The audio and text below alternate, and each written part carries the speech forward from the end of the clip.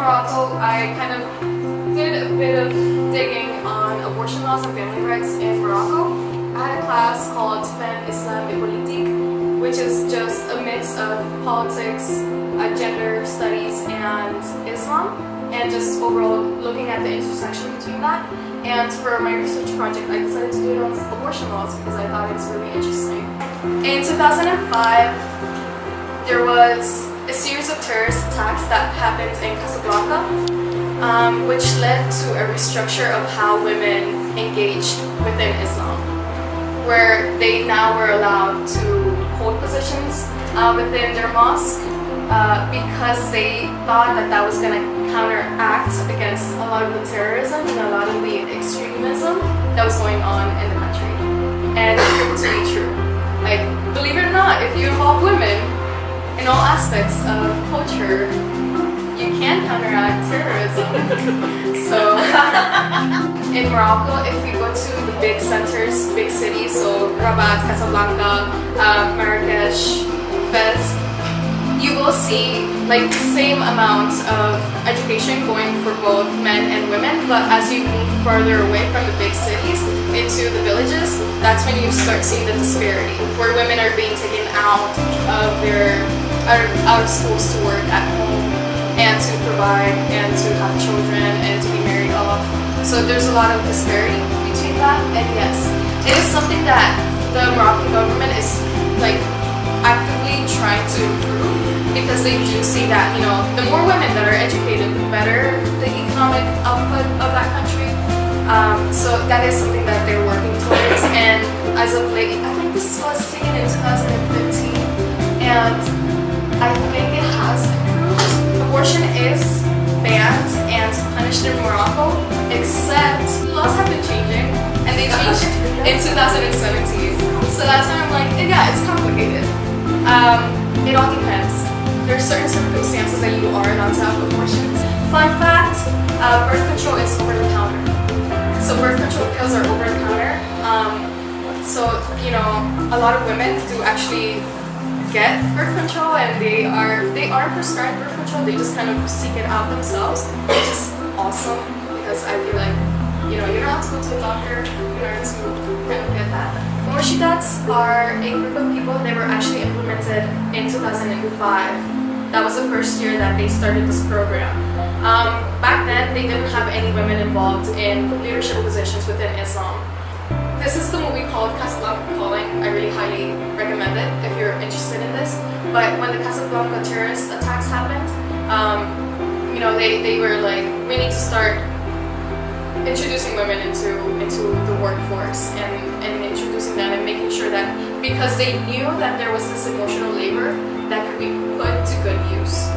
So these are women that are educated, that they have a university degree, they have a bachelor's degree. When we're describing like just like the commonality of like going home and being beaten by their husbands, and like you can tell that they were making a joke of it, because like that's like how they have to like deal with it in a way. Like I just thought that was like so telling of just like the culture. Like it's so, at least what I could tell, it was so like just ingrained and normalized. Like that was like how women are known to be treated and like you should expect to be treated. So I thought that was like really, really interesting. The motion that's could be considered like a social program that is being implemented to offset like the kind of violence, the gender violence and everything else that is going on.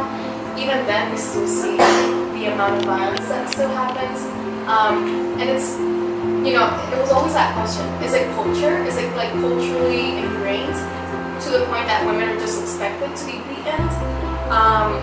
But yeah, during my research, that was one of the things. Is like the treatment of women within Moroccan society.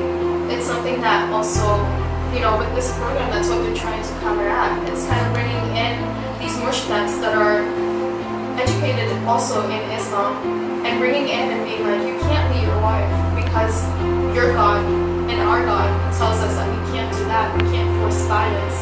When you think of like women being unequal to men, is that like they're not even allowed to have a job, like they're the homemakers, but like in this situation it's like completely opposite. Like the men literally like don't have a job and rely completely on the women, but still act like they're like, yeah, like so much lesser than that. there is a huge disparity in itself because women do work from like day to night and even later on, whereas men just go to the shop at like 6 a.m., go home, do their 5 prayers, you know what I mean, and then they get to go home, and then the women are still out. It's, yeah. But like I said, that happens in the villages. Like in the big cities, it's more industrialized. So people do actually work at offices, they work in big buildings and businesses, so it's a different, it ranges so much. Pertaining to family, including marriage, divorce, child custody, and inheritance. We can't talk about abortion without its own relations to family relations and dynamics. Like, we can't talk about abortion without realizing how families are affected by abortions, which is why I'm introducing you this law, the Luana Law. It was created in 1956 after Morocco gained its independence from France, and then it was revised in 2004. Many American-focused or American organizations are on the opposes abortion rights with few or no exceptions.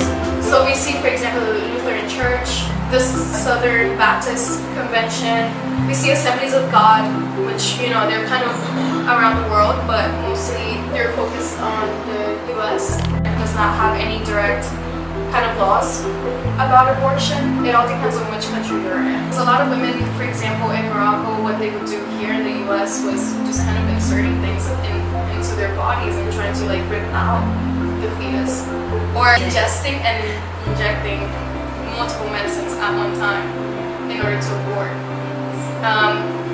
However, at hospitals, you can just go in and go to an OBGYN and they could just do it for you. You would just have to pay a fee. It was just not legal in that sense. But that was one of the ways that you could get abortions in Morocco. But now it's, you know, more protection in itself. However, Islamic law does not allow for adoptions. What? Yeah. So shocking, but yes. In fact, there are little to no adoption agencies anywhere in the Middle East because it's part of the culture. In Islam, a child that is adopted cannot receive the adopting family's last name.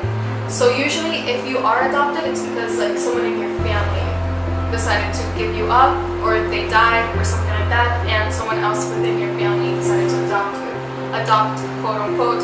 They still can't receive any inheritance or be recognized by law as part of the family.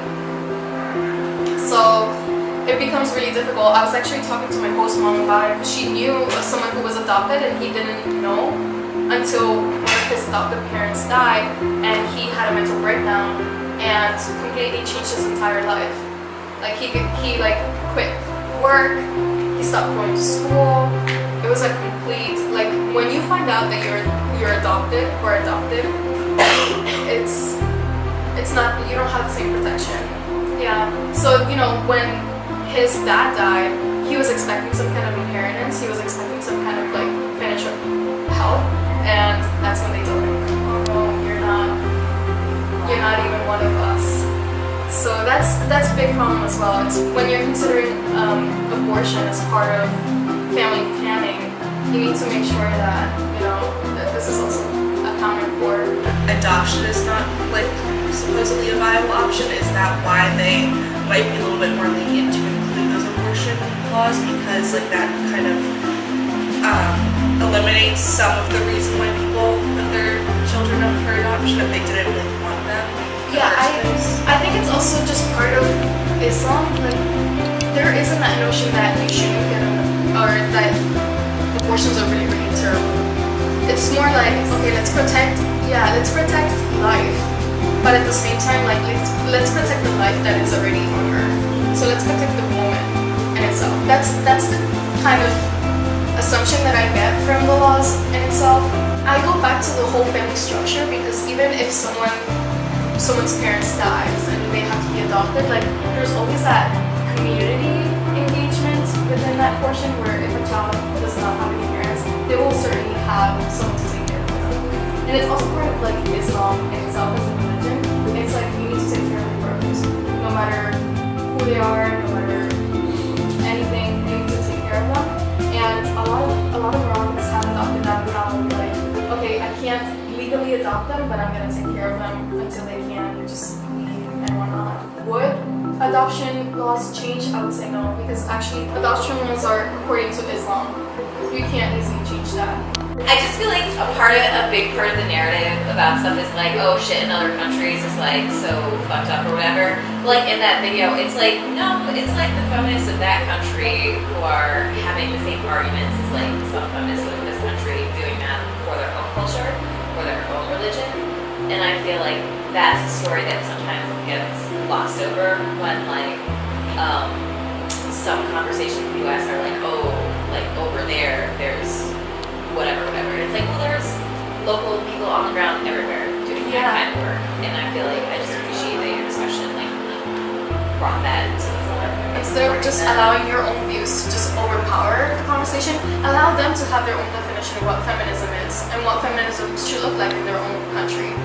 Which is one of the struggles that was like a conflict that I had. You feel so Yeah, because I was like, but I just want people to be like feminist, and it's like you need to take it slow. Yeah, because we all have different definitions, and I think during that course, one of the things is like Islamic feminism. What does it mean to apply this lens of religion over feminism, which is usually looked at as a very atheist thing. It is about family planning and having bodily autonomy, right? And a lot of times we don't necessarily want to complicate it because it feels like on one side there are these folks who feel like the people who are getting abortions don't want family. And that's oftentimes not the case. A lot of times it's very complex, and like I really appreciate that you brought that nuance of that, like if there's, you're welcome, that like there's more to this story than just like having access to this, but it's also about like if someone can't care for this child, what then happens. Like that's why like I push against folks who claim to be pro-life but then don't want to support social systems and social services that really want to like decrease this opportunity for folks to care for children who like may not have been desired by the person that was carrying them.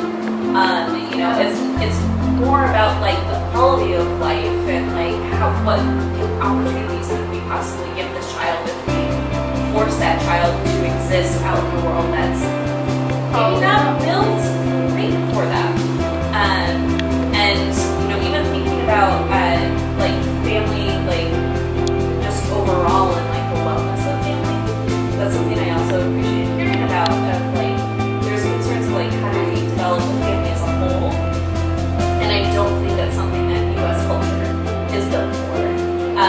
We learned that in watching 0 Weeks, which was a documentary about family leave, and having paid family leave is really important to that. And the U.S. has 0 weeks, but I think Morocco has It has 4 months. Yeah. Or maybe. So 4 months. We're talking about a developing country, having 4 months. and I forgot to mention that. a developed country in the U.S. having 0. Yeah. It feels backwards. It feels like we're really behind on the time.